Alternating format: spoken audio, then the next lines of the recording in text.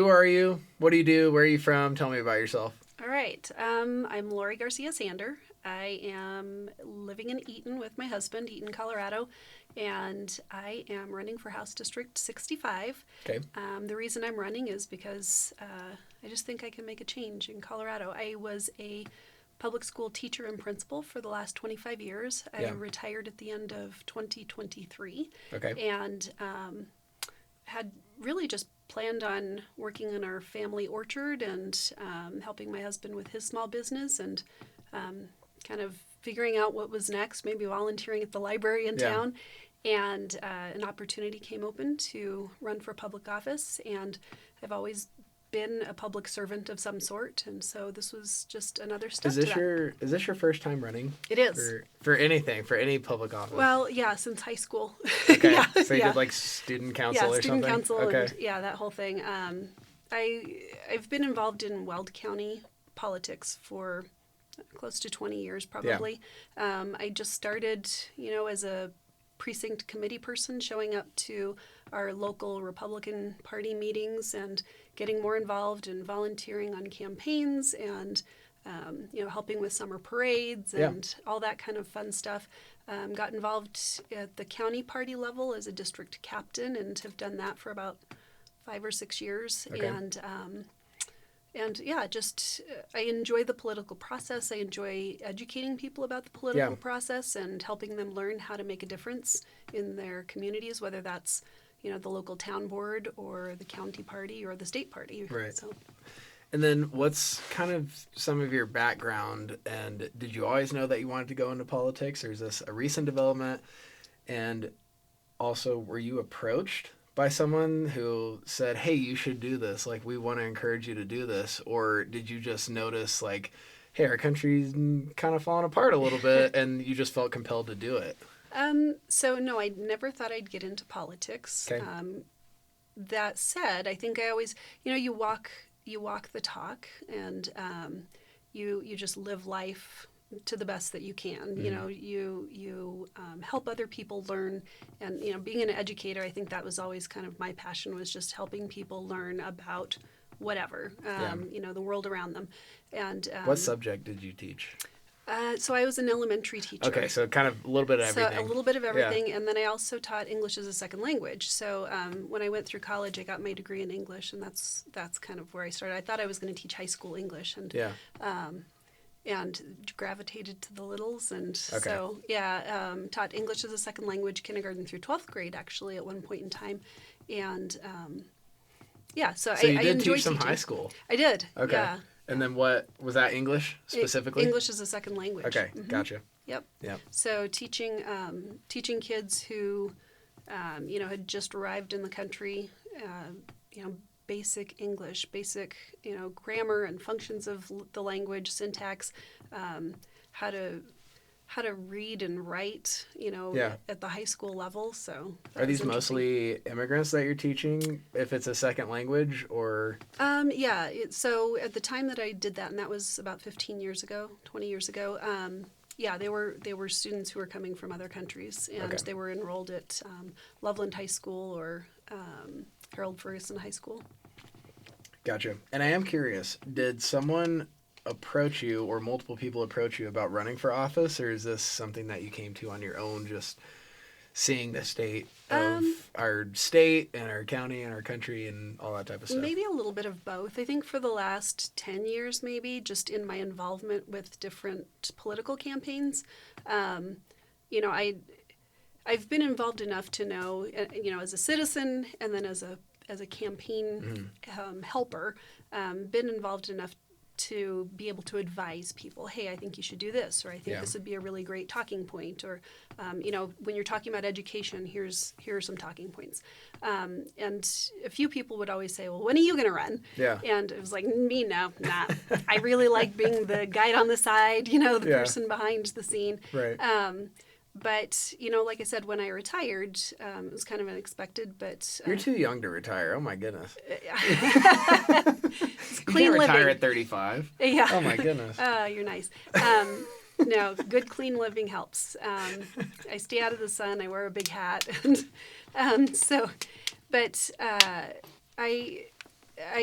this opportunity came open. My current state representative decided to run for Congress, and I called him and said, do you know who's going to be running? Is there, I was concerned about who's going to take his place. Yeah.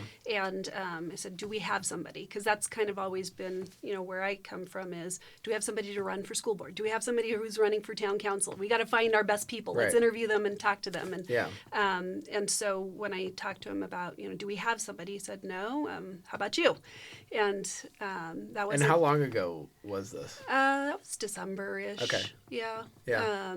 When did you, so December, and then when did you officially make the decision to okay, I'm doing this 100%? So, I wanted to wait to make sure that Representative Lynch was for sure going to be all in and all out of his state House rep seat. And so I waited until he announced, and then January 8th was when I announced to jump in. And how did you make the connection with, his last name's Lynch? Mm-hmm. How did you make that connection with him? Is this you guys have a mutual friend, or how did you bump into each other, and how were you able to communicate whether or not he was going to run for the same seat? So I guess back up a few years. I just happened to meet him just kind of through Weld County politics. He was running for House District 65 and coming to Weld County meetings, the GOP meetings that we have once a month.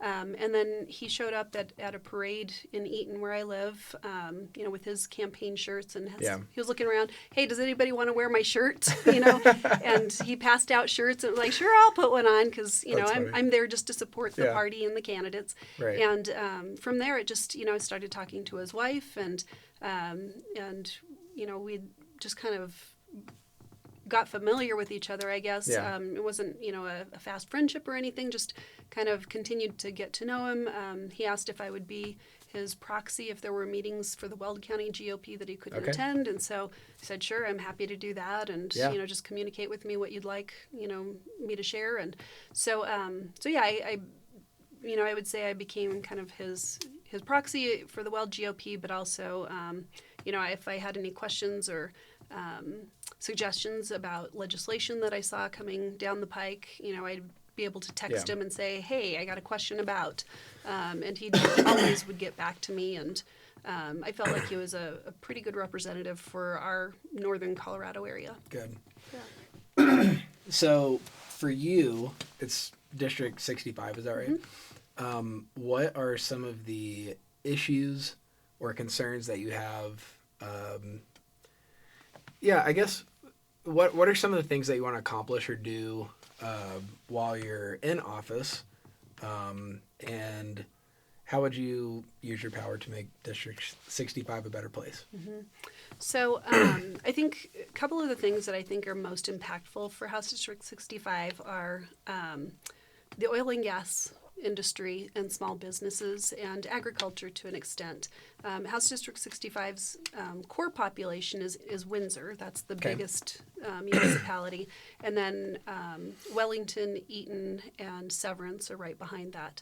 Gotcha. House District 65 also includes a little bit of Bellevue-LaPorte area and a little bit of Johnstown down at the corner of I-25 and 34.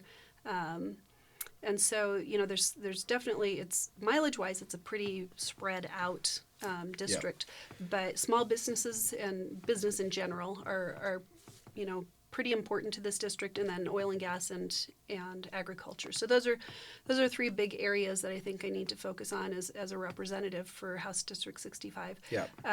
Being in the legislature, of course, Republicans are in the super minority still, and that's where it becomes really important to build those relationships with your other GOP members, and also figure out who on the Democrat side can you talk with and hopefully be heard, because they don't have to listen to Republicans. They can steamroll all day long over the Republicans. But, if you build some coalitions and relationships with some of the more moderate Democrats, you might be heard when when they bring up legislation that you think is going to be impactful for small businesses or for law enforcement. Yeah. Hopefully you've got a relationship to say, hey, can we talk about that? Because here's what I'm hearing from my constituents. I know that, in the Front Range, Denver area, you're hearing this from your constituencies. However, this is how it's going to impact those of us in the rural areas. Yeah. And so, how many kind of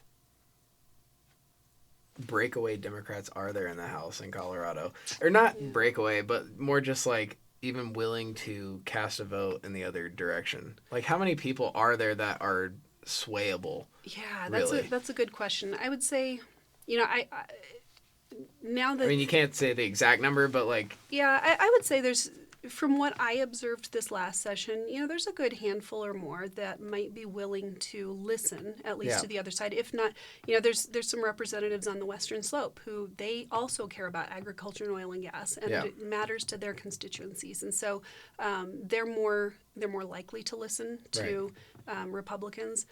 Some of the most extreme candidates, or I guess they were candidates, the legislators that were appointed or elected last time, the Democrats, actually got voted out in their primaries. okay. And so that gives me hope that, we've got, so the two that were most extreme, were Names. I want to hear names. Come on. So I would say, Tim Hernandez Okay. was an appointee, and he was one of the most extreme members of the legislature, and then Elizabeth Epps. And both of them were very pro-Palestine. They caused quite an uproar during the last session, during the special session in November, and that vitriol kind of carried through a lot of the session. What did they cause an uproar about? Like, what was the issue that they were most arguing for? So I would say Palestine came up, in November, and that was something that was like, as a state legislator. I was gonna say, right. That's odd. Maybe that seems like they just want more attention than they do actually change. Right, and that's and that kind of that's how it came off was exactly that. It seems like there's people that have pet projects or pet peeves. That's why a lot of them go to the legislature, not to necessarily help improve their communities, help improve Colorado, but they've got pet projects and pet peeves. Yeah. And that was kind of what I saw come out of those two, was their pet projects and pet peeves. They want to get rid of all guns, and they wanted to make sure that all guns. Did they say that specifically? Were they actually that bold as to say? I think Elizabeth Epps was. Yeah. What a silly thing to say. They're not safe. So, they were all in on the outright assault weapons ban, is what they called it. So,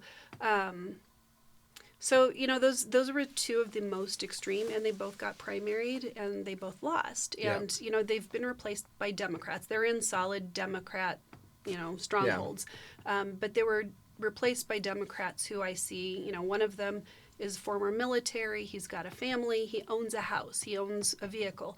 The other one is a former judge, an immigration judge, I believe. But again, she's owned a house and, owns vehicles. And, to me, some of the most knows basic the headaches things of government interference. The most basic things around, Joe Schmo, citizen in Colorado cares about my property taxes and, the vehicle fees. Yeah. So hopefully they'll come to the table thinking, we actually do have people that the fees and regulations are hurting. So can we listen to the other side and talk about the impacts of those? And one of the things I was going to say earlier, you were talking about building coalitions with Democrats, particularly moderates who might be able to be pulled over to your side on certain issues. I wouldn't totally dismiss even people that we would view as extremist Democrats, just because there are certain particular issues that they might actually come to your side on. Right. It could be a whole bunch of different things. Yeah, I can give you a good example of that. So I went down to testify against Senate Bill 159, which one is that was going to cease all new drilling by 2030. Wow. So effectively, ban oil and gas after 2030. They would, tap out all the existing wells, and then what? And so when I went down and testified, I was going as a citizen who lives in Eaton, works in Alt Highland School District. I talked to the two superintendents from those two districts, and my superintendent in Alt said that would devastate us. So there are 10 school districts in Colorado that are self-funded, Yeah. completely self-funded because of oil and gas revenues as the tax base in those districts. And Alt Highland, 16 of their 20 top taxpayers are oil and gas related. Yeah. And the other 4 are agriculture. But, it's similar in Eaton. 7 of those 10 districts are in Weld County. Right. And so when we think about oil and gas revenues that are supporting all of these districts, to ban oil and gas revenue, down the road, 2030 and later, there was no plan for backfilling. How are we going to, all these 10 districts are self-funded. Right. They're not taking money from the state. They're self-funded. They can perpetuate their own budgets from the oil and gas revenue. There was no backfill, no plan for backfilling. How are we going to pay for these school districts to continue to function if we kill oil and gas in these communities? And so when I'm testifying, I'm sharing, here's the concerns. Is this one of their primary revenue drivers for this particular school district? Oh, yeah. Okay. Yeah. So, it's very rural Gotcha. and oil and gas. I didn't know that. I thought schools in Colorado were funded on property taxes. So yes, but when you're talking about small rural areas and the property tax from the oil and gas companies, that goes back into those That makes districts, sense, that's yeah. where it's coming from. So I was looking at the panel of the committee people that were the SB 159 sponsors. Yeah. And I knew that one of the sponsors was a former school board member. And so I knew that she would understand. How are you going to fund a school district if you don't have the revenue? Yeah. And so I looked at her when I read my testimony. Yeah. I glanced around, but I looked at her and I focused on her. Right. And when it came time to vote, she was actually a no vote. Yeah. She is one of the more lefty extreme voters, and Right. she's all about we got to figure out how to But leftists are very pro increasing funding for the schools. Well, so that's she understands there's a dollar cost here, and we haven't figured that out. She's all about the green energy, but and all about environmentalism and killing oil and gas. But she also understands we don't have a plan to help the schools that exist, and I care about the schools, right? So, you do have to figure out, mostly, it's probably, I don't know if it's 100% correct, but you can say, conservatives tend to base decisions on, those financial costs and really being thoughtful about what makes sense for constituencies. And Democrats often make decisions based on emotion. And so, you going into it, if you understand that, you can figure out what's going to tug their heartstrings, what matters to them, and how can you bring them over to your side with that. To me is the clearest distinction, probably the most significant distinction between Republicans and Democrats is the logic-based argument versus the emotionally compelling argument. And I've told other politicians that I've spoke to this before. I think Republicans would serve themselves well if they could make a logical argument that is also emotionally compelling. Mm-hmm. So you had mentioned about Epps wanting to ban all guns, for example. So I would just directly ask her, why would you not want, for example, women being raped to be able to defend themselves in that situation? Just straight up ask her, why do you not want women who are being raped to be able to defend themselves? Or why would you not want children in schools being protected by firearms, whether it's a teacher, security guards, or however you want to do it, that's popular. And I think it is popular, especially when you frame it that way. Mm-hmm. Why would you not want people who are vulnerable, who are being attacked, who are being harmed, why would you not want those people to be able to protect themselves? Right. Something that simple, but that's logical and it's emotionally compelling because people immediately associate, they relate to that, especially in Colorado. Colorado is one of the higher, mass shooting states. And it's also one of the more, gun restrictive states. Well, so, and to your point about Epps, I guess in general, you can use logic when people are open to logic. Right. And so there are some arguments, I guess, that are just illogical. And so, it's not necessarily, though, that you're trying to convince the illogical. Yes. but you can find those people that can think logically about Well, you things, can convince so. the audience even if you don't convince the person that you're Right. necessarily speaking directly to. Right. Yeah. And that's where, I think where the Republicans actually were able to make a difference this last session or the last couple of years that I've seen, is that, when you educate the people in your districts, when you educate the public and say, hey, you guys, this is what's coming out. Great example was with there was a bill that was going to be run to charge pet owners a fee if they didn't have a guardian for their pet, whether it was a goldfish or a parakeet or a hamster or a dog or a cat. guardian? Yes. What is So that? if something happened to me, Okay. and Like a godfather? yes, Are you serious? seriously. So there was a bill. Oh my gosh. And so if you listed a guardian, so we had to register. This was the bill.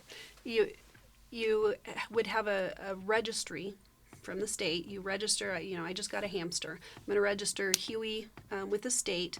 And because I have a sister who will take Huey after I die, then it's only going to cost me, I think, $15.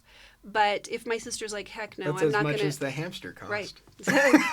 If my sister's like, nope, I can't take Huey, I'm allergic, no can do, well, gosh, I'm going to have to submit my registration to the state and say, I don't have a guardian to take Huey after I die. Yeah. And the state would then charge me $25 because somebody's got to take care of Huey and they'll have to, do something with Huey. Are you And serious right now? You have to register your animal with the state, even a goldfish? Yes, and Are you serious? it was going to be per animal. So if I have Huey and Oh my Henrietta, my two hamsters, and that's $50.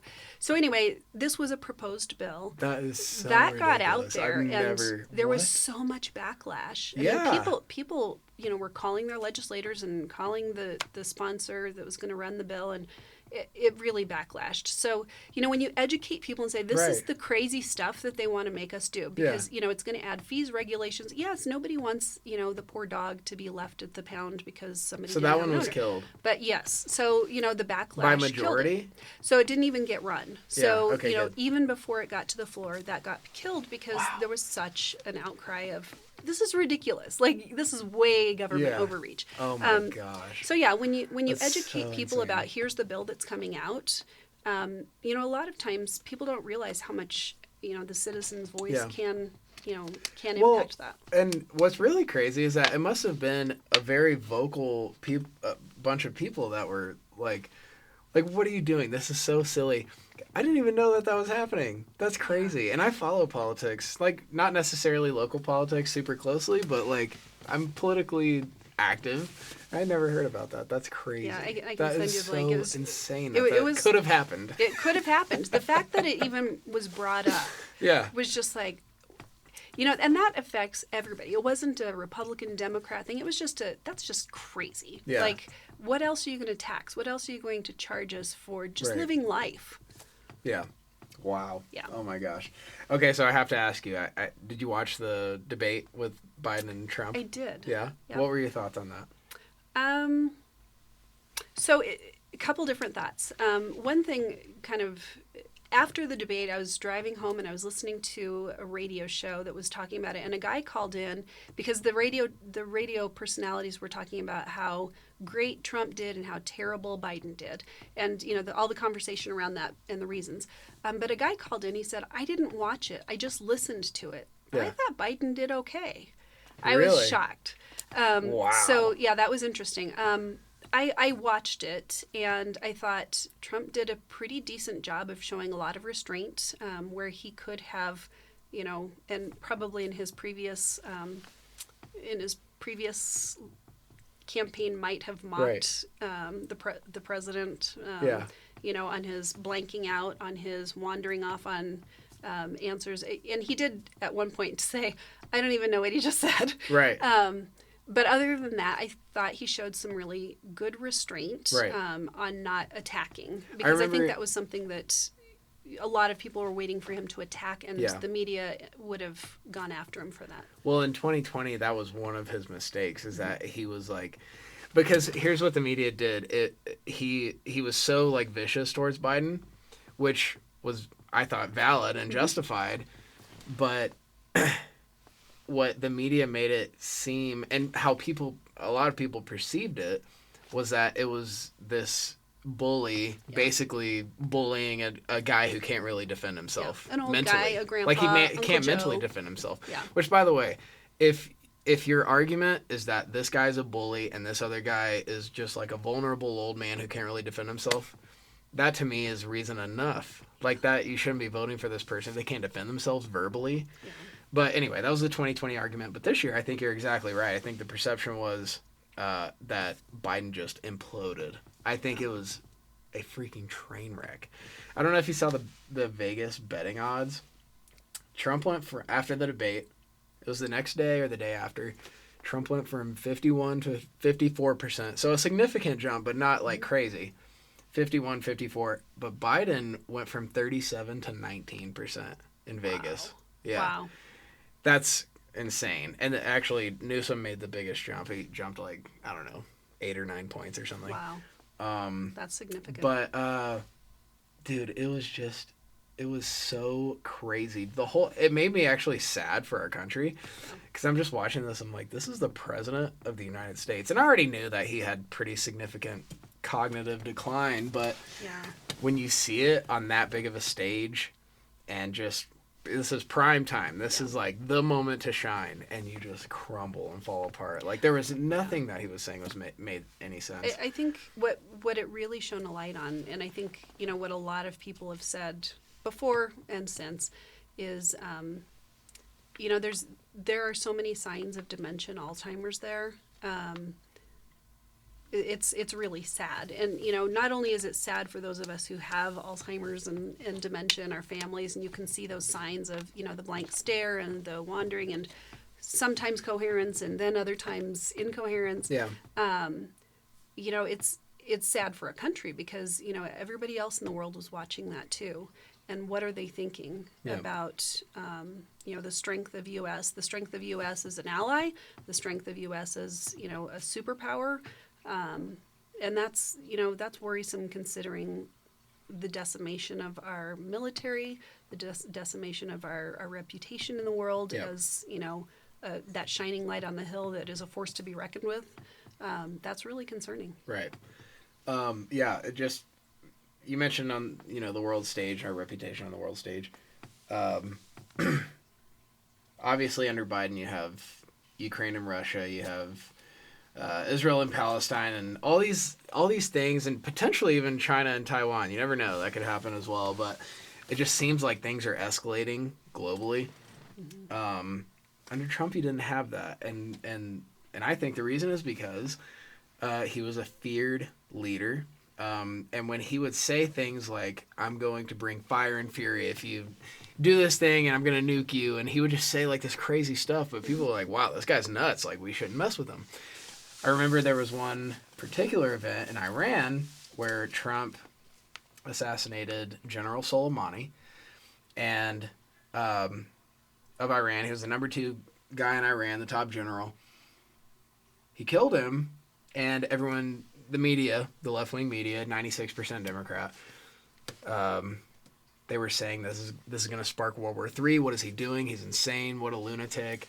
And what actually ended up happening was that prevented World War III, in my opinion, or at least prevented war with Iran. Mm-hmm. Because what it did is set a precedent is, hey, don't mess with us because we're, we're not messing around here. Yeah. Well, and I think we have... Biden does not command that same respect, I think, on a global stage. Right. And what I find very sad about that is Biden's of the age that, he should remember Winston Churchill, and he should remember General Patton. He should remember strong military leaders and strong presidents. Peace through strength. Mm-hmm. Yeah. And, it's sad that either that's been forgotten in his dementia or that it's been so trained out of him. He's, even in the last 40 years, when you read what he used to say versus now, there's so much change. I think, 40 or 50 years ago, he was probably more like a moderate Republican now. Right. So, somewhere deep down there, that's in there, but it's not who he is now. And it's, it really has been a detriment to, I think, the United States. Yeah, I agree. Okay, bringing it back to kind of like Colorado politics, are there any congressional races that you kind of have your eye on in Colorado? Are there any that are significant of importance to you? Like, what are you paying attention to for this election cycle for Colorado? For Colorado, so I feel pretty secure in our Republican nominees. The primary's over, is that Yeah, right? Okay. primary's over. Yeah. And so over on the Western Slope, Jeff Hurd succeeded as the primary winner, so he'll be on the ballot in November against Adam Frisch. And Adam Frisch really fundraised millions of dollars off of running against Boebert. Now that he doesn't have Boebert as an opponent, it'll be interesting to see what happens. I think the Republicans will come home for Jeff Hurd, and it should be a strong Republican win for him. In CD5. Because how close was it for Boebert's last election? Wasn't it within a couple of points? It was within a few hundred votes. Yeah. So it was like very way close. too close for comfort. Yeah. Yep. Yeah, way too close for comfort. Now she's over here in CD4 now, and CD4 is a solid Republican seat. There's but follow up. So for that, what district is that? Was the first one? The third. So CD3. What do you think? So you think that this guy will actually have a strong victory? He should. Okay. He should, because traditionally CD3 has been a Republican stronghold. Yeah. Now, in redistricting, it did add Pueblo, but Pueblo has gotten a little bit more red. What do you think he is doing differently? Why he would have a strong victory versus what Lauren Boebert was doing, where it wasn't super definitive or quite as strong? That's a really good question. And not being from the Western Slope, I probably didn't pay as much attention to what was going on in CD3 as I did for CD4 because I live in CD4. I think there are people, especially, the Aspen socialites or whatever you want to call them, that just had their claws and daggers out for Boebert, mostly on personal reasons. Is Aspen more liberal? Oh, yeah. Would you say? Really? Yeah. Okay. Yeah, definitely. I don't know much about Aspen. I might have been there once or twice. Yeah, but. there's a lot of money there, and yeah, I would say it definitely leans liberal. Okay. I think that there's a small group of people with a lot of money there that just decided they just didn't want Boebert representing them and came all out, and then they rounded up all their Hollywood friends to donate. They found a candidate to run against her, and so he's got millions of dollars in the bank for that. Jeff But you Hurd, think that's all for nothing? You think the Republicans still going to... I do think Republicans are going to come home, and I for whatever reason, I think there was a divide in the Republican Party on the Western Slope, and I don't think it's all demographic shift. I think that there were a lot of Republicans that just didn't pull the lever, so to speak, for Boebert for whatever their personal reasons are. But again, she's in CD4 now, and she's our candidate, and it's a strong Republican seat. So I'm comfortable that she's going to take. You're CD4. expecting a victory there. Yep. And then the previous guy was Ken Buck. Mm-hmm. What do you think about him, and what is the contrast? Do they have any bad blood, or is it pretty much good between them at this point? I can't comment on that. It is funny. Some people are like, Ken Buck's the worst guy ever. Other people love him, of course. And then I hear people who are supporters of Lauren Boebert talk bad about Ken Buck and vice versa. But I don't know if that's just anecdotal. It's happens I to be don't know. I think Ken Buck left the seat kind of before the end of his term, which I think a lot of people were disappointed in. Why didn't he just stick it out? Why didn't he just ride the wave, even just to hold the seat and keep the number? Yeah. So a lot of people were disappointed in that. I don't know what his personal situation is. If there was, if there were personal reasons that he felt like he needed to step away, and I don't know the relationship at all between him and Boebert. I don't know it before or after. I know they were both members of Freedom Caucus together for a while. I wonder if he's endorsed her at this point. I have no idea. I'd be curious to look that up. But Anyway, well, Lori, I appreciate your time. I know you got to get going, but thank you so much for being here. Thank you. Hopefully, we can do it inviting. again Yeah, soon absolutely. in the future. And good luck to I you. would enjoy that. Thank you. I believe in you. I think you're going to win. So, is there anything you want to shout out? Website? How can people find you on social media? That type of stuff. Sure. So, GarciaSanderForHouse.com is my website, and I am on Facebook as Lori Garcia Sander for HD65, and Instagram Garcia Sander for House also. Boom. Yeah. All right. Thank you so much. High five. Heck yeah.